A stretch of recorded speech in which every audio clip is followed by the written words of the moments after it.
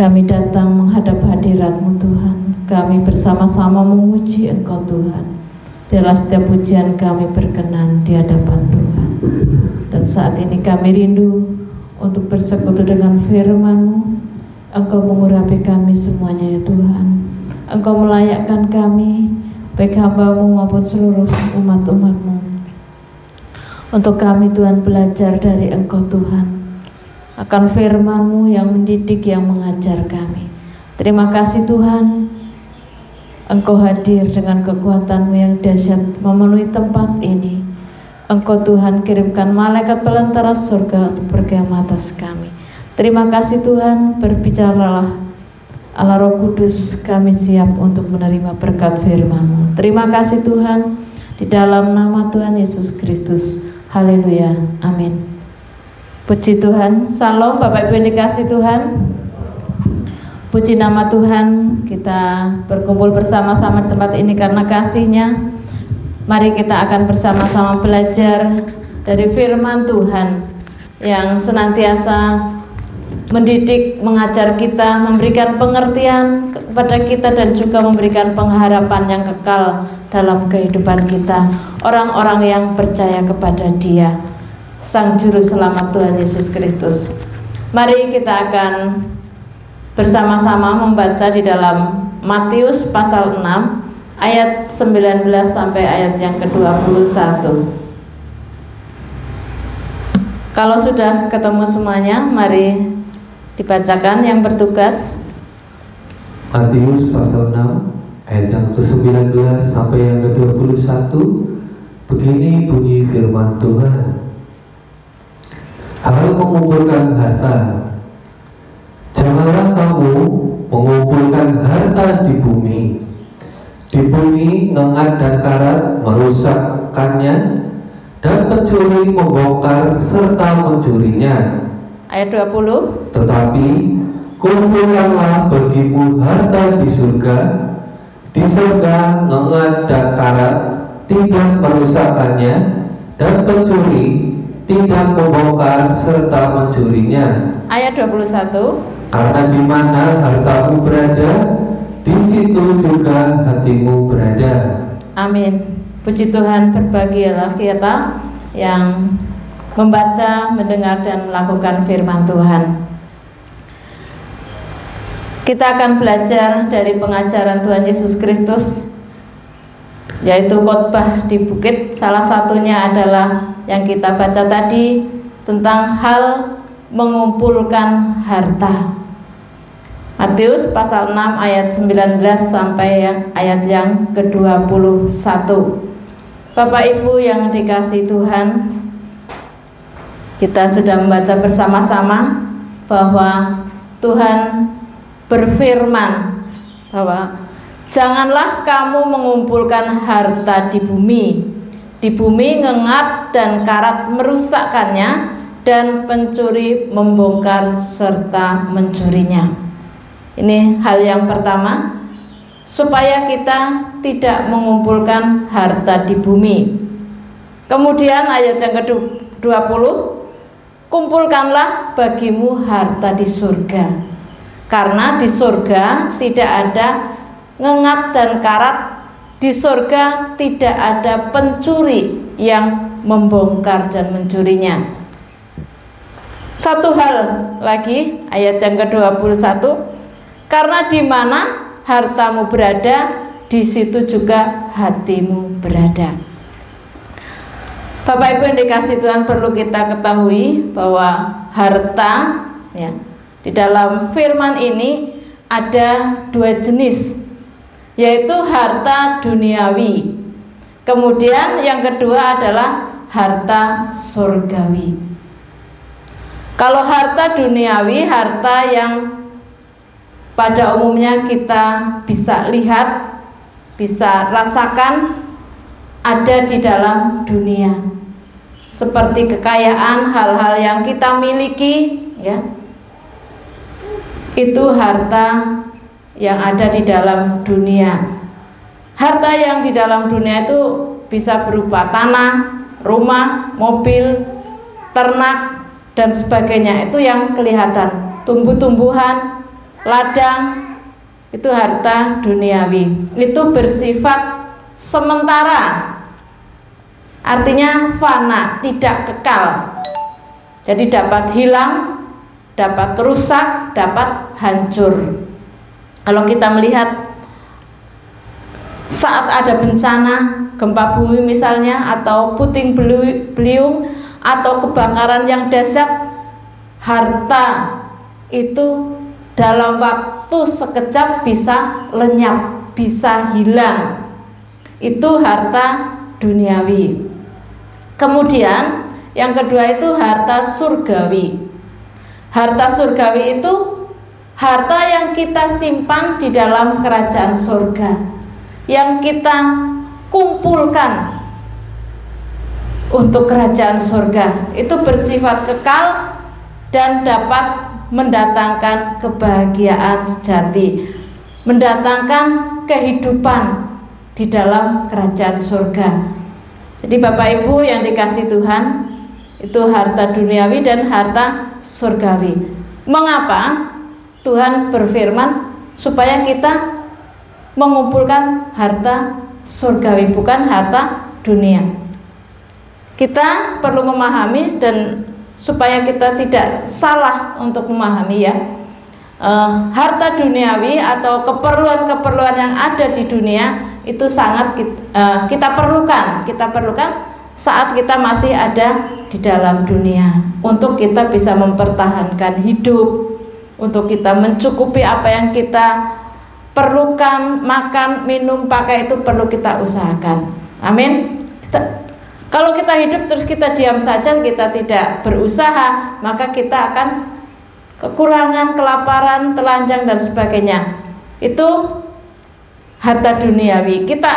Kita upayakan untuk mencukupkan kebutuhan kita selama ada di dalam dunia. Tetapi itu bukan tujuan utama ya. Jadi asal ada makanan, ada minuman, ada pakaian, itu sudah cukup, kata Rasul Paulus.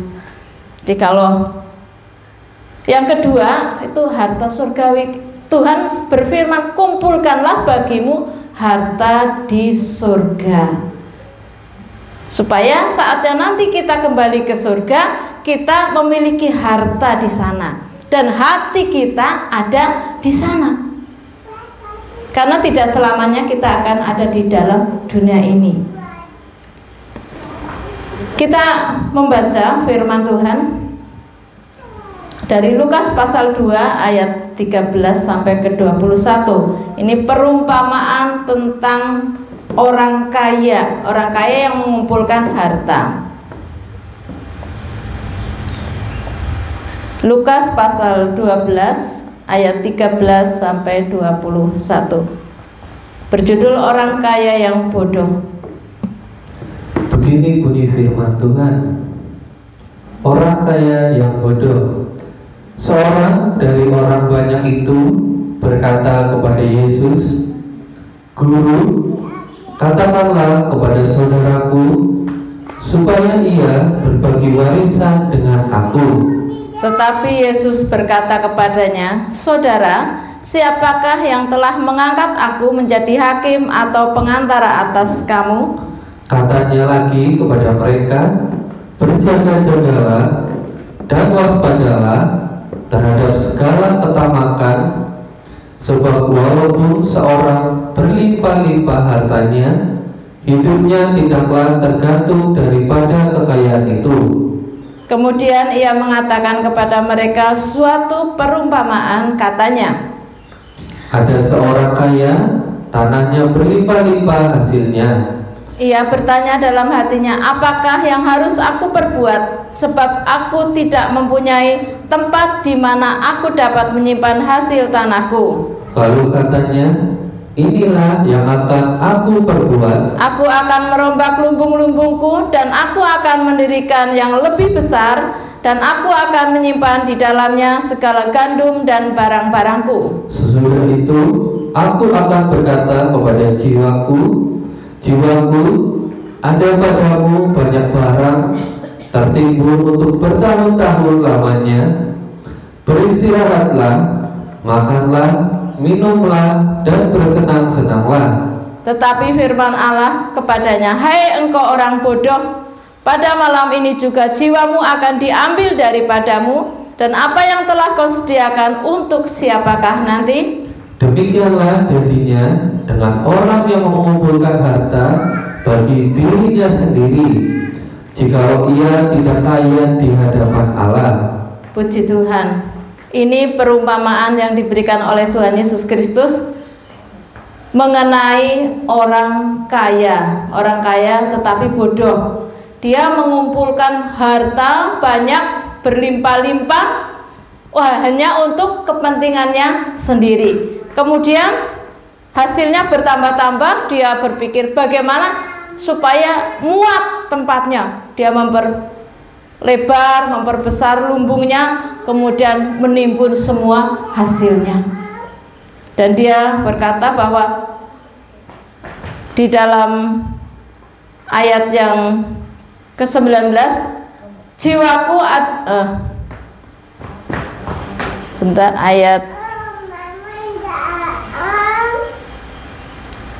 sesudah itu aku akan berkata kepada jiwaku, ada padamu banyak barang tertimbun untuk bertahun-tahun lamanya. Beristirahatlah, makanlah dan minumlah dan bersenang-senanglah.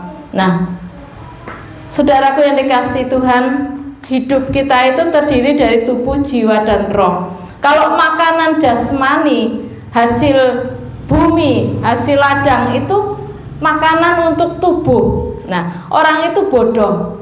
Jadi jiwa itu dikasih makanan yang bertimbun-timbun. Padahal jiwa yang diperlukan adalah firman Allah, kedekatan dengan Tuhan. Itu yang diperlukan oleh jiwa untuk melakukan firman Allah. Lah orang ini hanya menyimpan, menimbun harta, tidak memikirkan keselamatan jiwa dan rohnya, dan kemudian dia hanya memikirkan kesenangan untuk diri sendiri. Nah, ketika ayat 20 dikatakan pada malam ini juga jiwamu akan diambil daripadamu, artinya orang itu mati. Nah, untuk apakah semua kekayaan itu?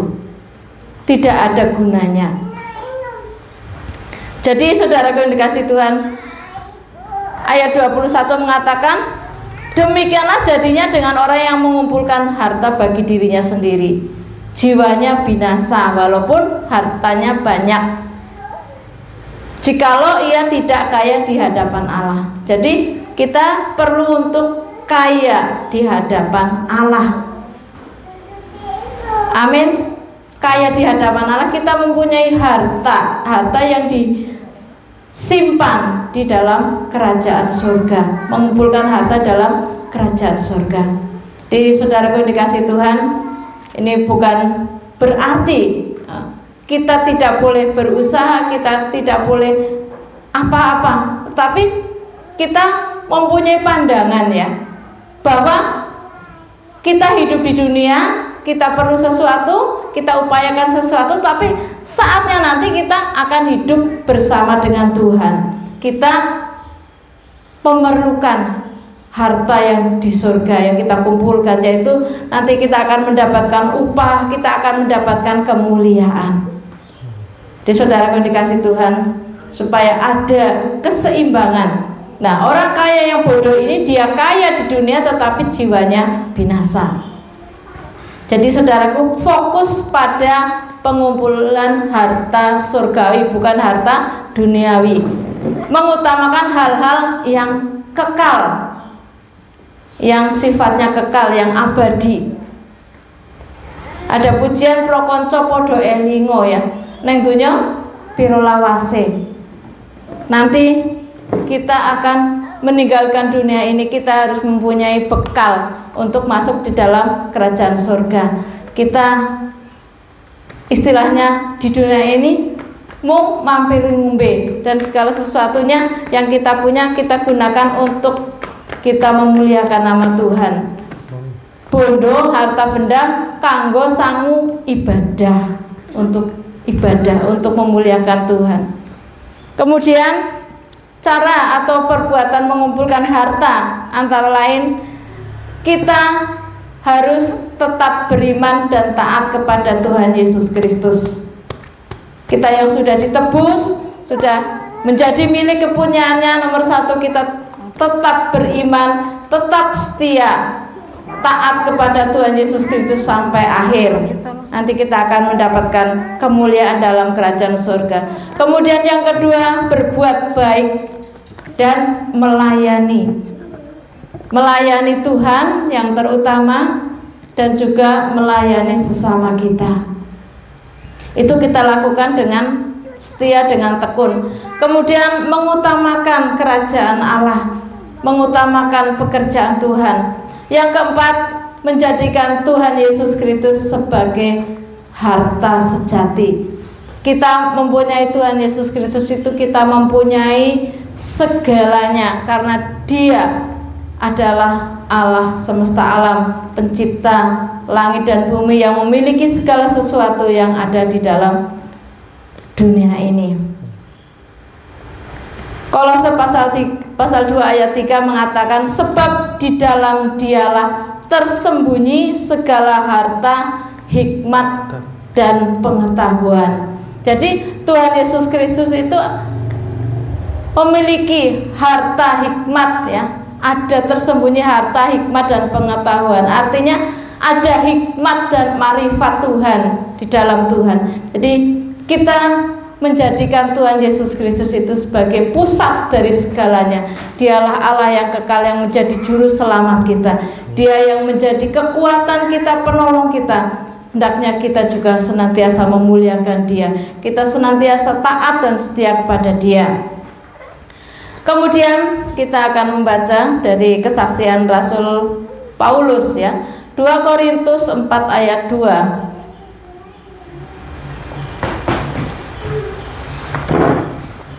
Maaf, 2 Korintus 4 ayat yang ke-7. 2 Korintus pasal 4 ayat yang ke-7. Begini bunyi firman Tuhan.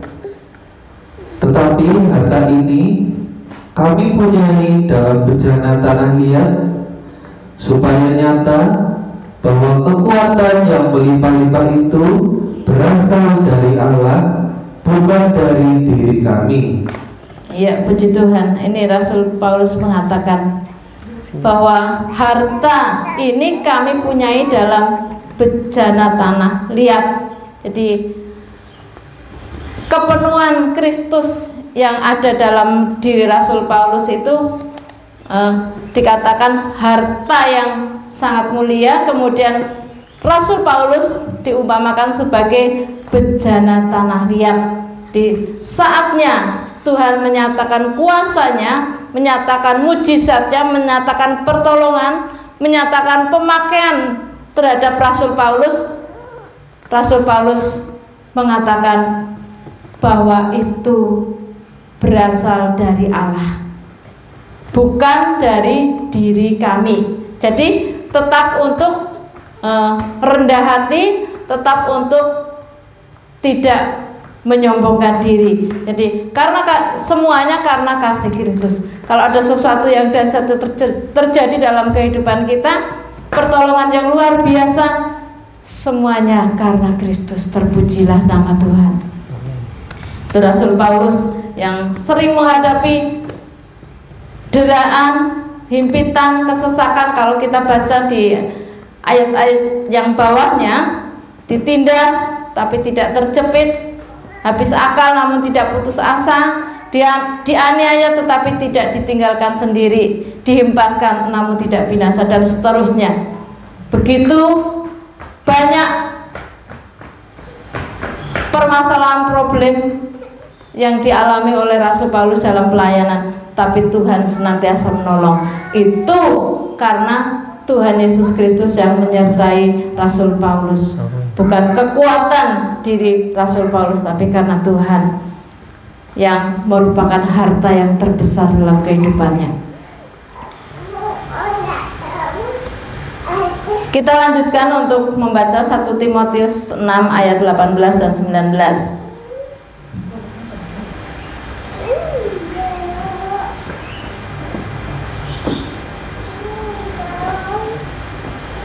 1 Timotius pasal 6 ayat 18 dan 19. Begini bunyi firman Tuhan. Peringatkanlah agar mereka berbuat baik, menjadi kaya dalam kebajikan, suka memberi dan membagi, dan dengan demikian mengumpulkan suatu harta sebagai dasar yang baik bagi dirinya di waktu yang akan datang untuk mencapai hidup yang sebenarnya. Ya, puji Tuhan. Jadi ini juga surat ya kepada Timotius dari Rasul Paulus supaya memperingatkan agar berbuat baik, menjadi kaya dalam kebajikan, suka memberi dan membagi. Jadi ketika diberkati bukan untuk diri sendiri tapi untuk bisa menjadi berkat bagi yang lain, dan dengan demikian mengumpulkan suatu harta sebagai dasar yang baik bagi dirinya di waktu yang akan datang untuk mencapai hidup yang sebenarnya. Nah, itu seperti menabung atau mengumpulkan harta untuk kehidupan yang akan datang, hidup yang sebenarnya, yang kekal, yang mulia, yang indah. Dimulai dari kita ada di dalam dunia ini. Jadi saudaraku yang dikasih Tuhan, di dalam kehidupan kita, kalau kita diberkati, kita untuk memuliakan nama Tuhan. Kalau kita hidup, ya kan kepunyaan kita tidak sama ya. Kalau kita hidup pas-pasan, kita juga bersyukur kepada Tuhan, karena kita tidak terfokus kepada apa yang ada dalam dunia ini, tetapi kita fokus kepada hal-hal yang kekal. Kita masih bisa berbuat baik, kita bisa menolong, kita bisa bersafaat, kita bisa beribadah. Kita lakukan dengan tulus, dengan segenap hati, dan Tuhan itu pasti akan memberikan upahnya. Jadi bukan karena kekayaan kita hidup, tetapi kita hidup karena Tuhan. Jadi apapun keadaan kita, walaupun kita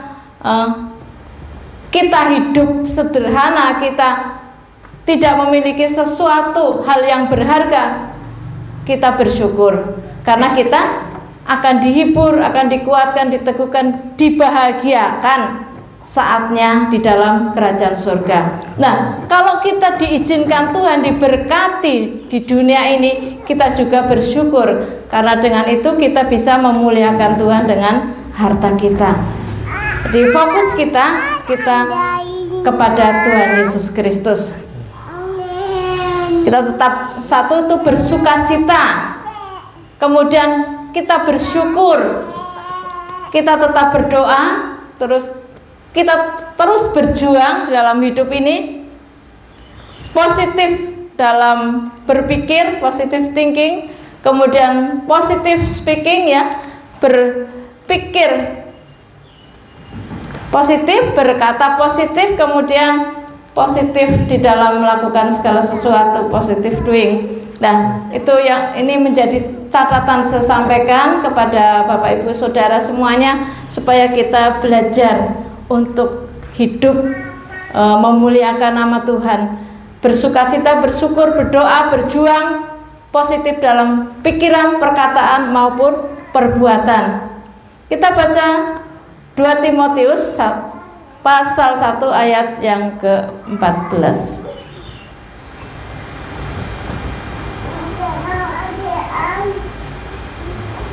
2 Timotius pasal 1 ayat yang ke-14. Begini bunyi firman Tuhan. Peliharalah harta yang indah yang telah dipercayakannya kepada kita oleh Roh Kudus yang diam di dalam kita. Ya. Peliharalah harta yang indah, harta yang Tuhan telah berikan kepada kita, artinya harta rohani, keselamatan yang Tuhan sudah berikan kepada kita, yang dengan kekuatan Roh Kudus yang diam dalam hidup kita, kita bersama-sama pelihara. Kita senantiasa belajar untuk memuliakan nama Tuhan, untuk intim dengan Tuhan, untuk bisa melakukan segala sesuatu yang Tuhan inginkan dalam kehidupan kita.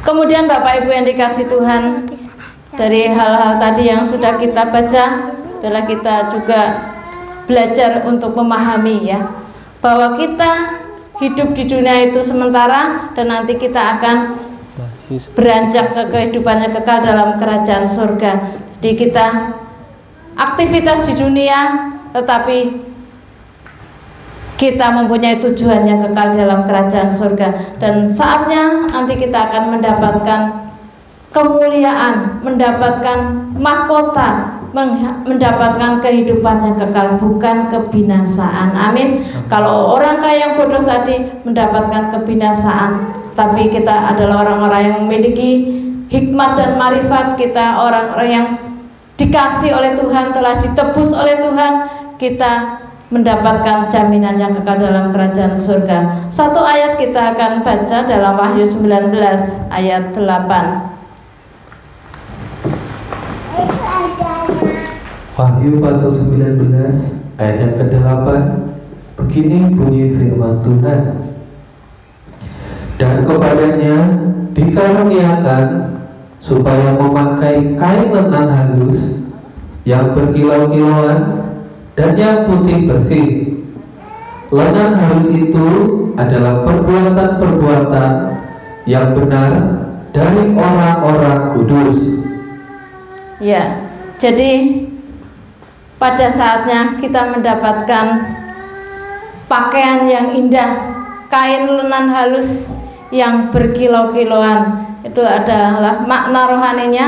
Lenan halus itu adalah perbuatan-perbuatan yang benar dari orang-orang kudus. Karena kita melakukan hal-hal yang baik, yang benar, kita mendapatkan pakaian lenan halus yang berkilau-kilauan, yang putih bersih. Artinya kita dipenuhi dengan kemuliaan, kita dipenuhi dengan kasih Tuhan. Kita itu akan nantikan kemuliaan yang Tuhan sediakan itu.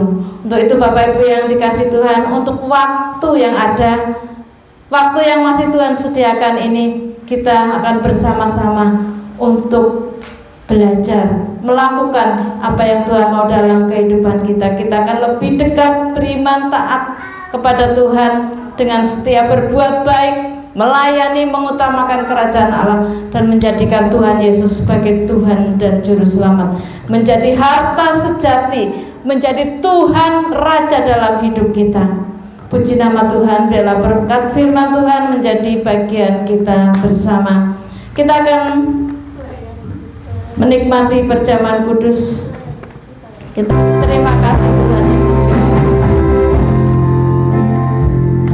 Bersyukur Tuhan buat firman-Mu yang Tuhan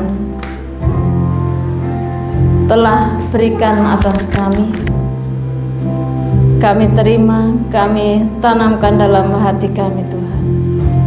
Biarlah kami belajar akan firman-Mu, supaya kami memuliakan Engkau Tuhan, supaya kami Tuhan belajar untuk mengumpulkan harta di surga selama kami ada dalam dunia ini Tuhan.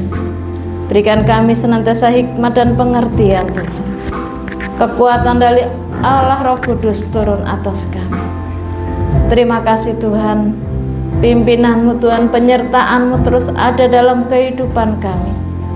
Saat kami menjalani hari-hari ke depan, tangan Tuhan senantiasa menopang kami ya Tuhan. Terima kasih Tuhan, terima kasih.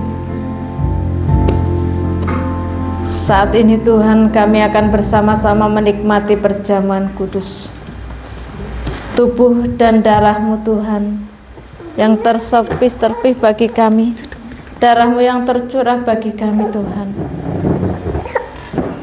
Kami bersyukur Tuhan, kami ditebus oleh kuasa darah-Mu Tuhan. Tuhan, Engkau memberkati perjamuan suci ini Tuhan, dengan berkat dari tempat Maha Tinggi, sehingga kami akan nikmati, kami bersekutu, kami menyatu dengan tubuh dan darah-Mu. Dan Tuhan, kepenuhan Allah menjadi bagian dari kehidupan kami. Terima kasih Tuhan, terima kasih para imam, Tuhan, imam yang melayani, Tuhan Engkau urapi dengan kuasa-Mu Tuhan. Seluruh sidang jemaat-Mu Tuhan, biarlah Tuhan mendapatkan kasih karunia dari tempat yang maha tinggi. Terima kasih Bapa, di dalam nama Tuhan Yesus Kristus. Haleluya, amin. Kita bangkit berdiri, kita angkat tubuh Tuhan, dengarkan firman-Nya. Dan ketika mereka sedang makan, Yesus mengambil roti, mengucap berkat, memecah-mecahkannya, lalu memberikannya kepada murid-muridnya dan berkata, "Ambillah, makanlah, inilah tubuhku." Terima kasih Tuhan. Kita makan bersama-sama tubuh Tuhan dalam nama Tuhan Yesus Kristus.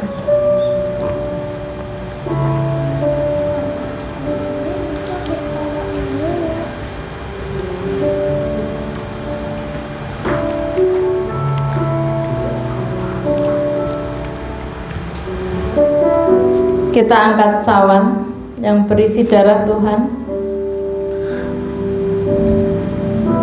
Sesudah itu ia mengambil cawan, mengucap syukur, lalu memberikannya kepada mereka dan berkata, "Minumlah kamu semua dari cawan ini, sebab inilah darahku, darah perjanjian yang ditumpahkan bagi banyak orang untuk pengampunan dosa." Terima kasih Tuhan buat darah-Mu. Dalam nama Yesus.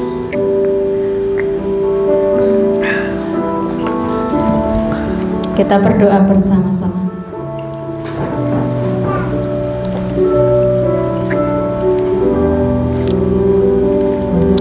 Terima kasih Tuhan buat tubuh dan darah-Mu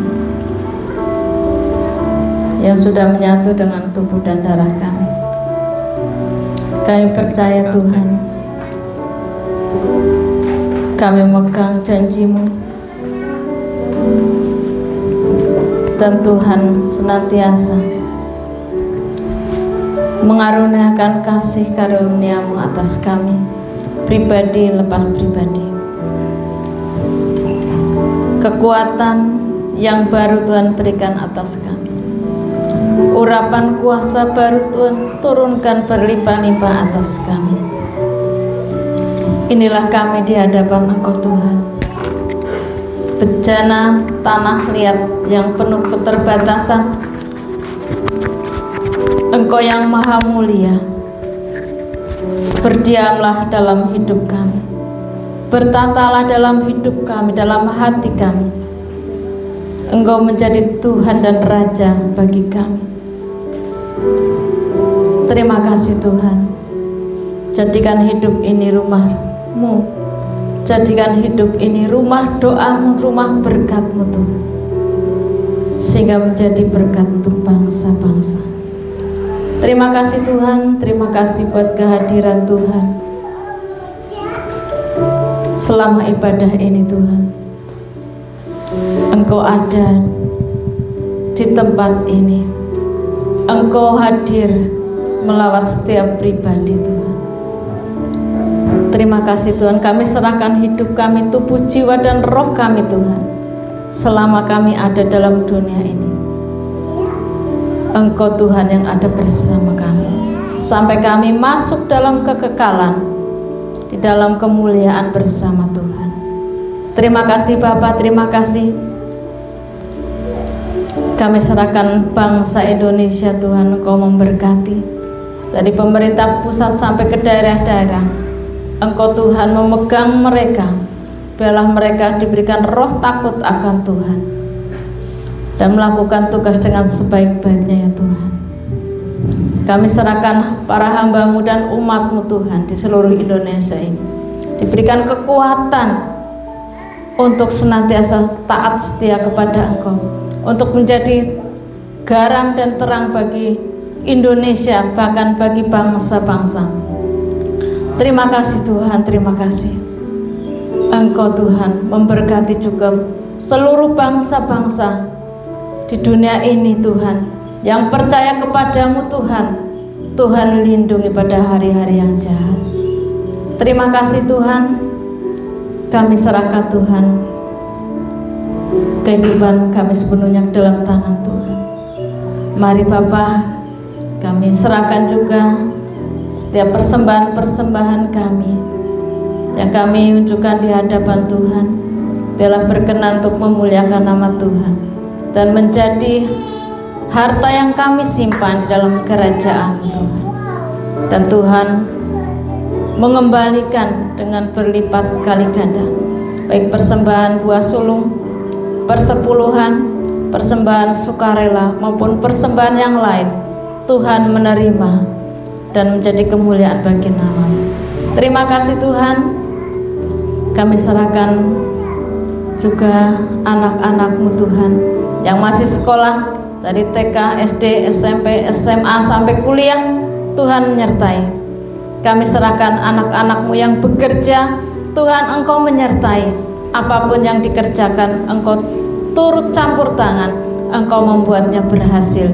Dan berkat-berkat Tuhan boleh dilimpahkan dalam kehidupan mereka. Terima kasih Tuhan, bagi anak-anak-Mu yang sedang dalam pergumulan, Engkau Tuhan memberikan jawaban dan pertolongan. Terima kasih Tuhan, terima kasih. Kami serahkan Tuhan seluruh hidup kami. Engkau Tuhan ada dalam hidup kami. Terima kasih Tuhan. Terima kasih kalau sebentar kami akan tinggalkan tempat ini Tuhan, pulang ke tempat kami masing-masing. Kami mohon senantiasa penyertaan dari Allah Roh Kudus turun dalam kehidupan kami. Dan setiap apa yang Tuhan kami lakukan, Tuhan bersama-sama dengan kami. Terima kasih Bapa, terima kasih. Kami mohon senantiasa berkat-berkat yang terbaik, rohani dan jasmani, Tuhan limpahkan dalam kehidupan kami. Bapak Ibu saudaraku yang dikasih Tuhan, terimalah berkat yang terbaik dari tempat yang maha tinggi, berkat rohani, berkat jasmani, pertolongan, kekuatan, penghiburan dari Tuhan turun dalam kehidupan kita. Bapak Ibu saudara yang dikasih Tuhan, Tuhan memberkati kita dan melindungi kita. Tuhan menyinari kita dengan wajah-Nya dan memberi kita kasih karunia. Tuhan menghadapkan wajah-Nya kepada kita dan memberi kita damai sejahtera. Terima kasih Tuhan, terima kasih. Di dalam nama Tuhan Yesus Kristus hamba berdoa. Haleluya. Amin. Selamat pagi, Tuhan memberkati kita semuanya.